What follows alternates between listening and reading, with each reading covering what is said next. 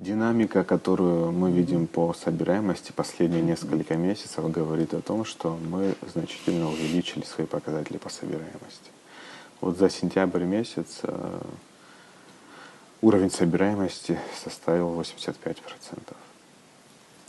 Это достаточно высокий показатель. 85, а до того? Значит, начинали мы в начале года, уровень собираемости составлял порядка 32%. 32 по месяцу. Если мы будем говорить с начала года, уровень собираемости составил 52%. Это с января по сентябрь месяц. Отдельно в сентябре только лишь мы собрали 85% по месяцу одному. Все последние 4 месяца у нас достаточно высокая динамика по собираемости. Но это результат чего?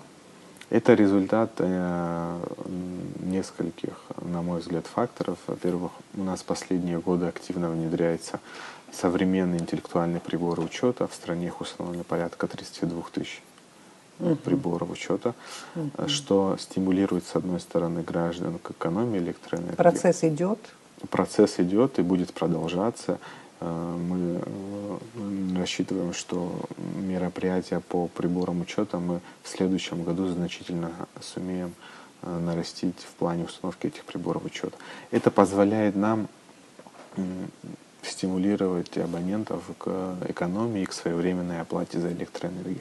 То есть мы имеем реальные рычаги воздействия на абонентов, у которых и установлены эти приборы учета. И мы видим эту динамику, что там, где появились приборы учета, абоненты начинают экономить и более своевременно оплачивать текущие счета за электроэнергию. Я слышу разговоры, что начали отключать таких злостных неплательщиков, скажем так. Это подтверждается такая информация? Все верно. В тех местах, где стоят современные интеллектуальные приборы учета, и ежесуточно мы вынуждены применять такую меру по отношению к таким абонентам для того, чтобы стимулировать их к финансовой дисциплине в вопросах бытовой деятельности.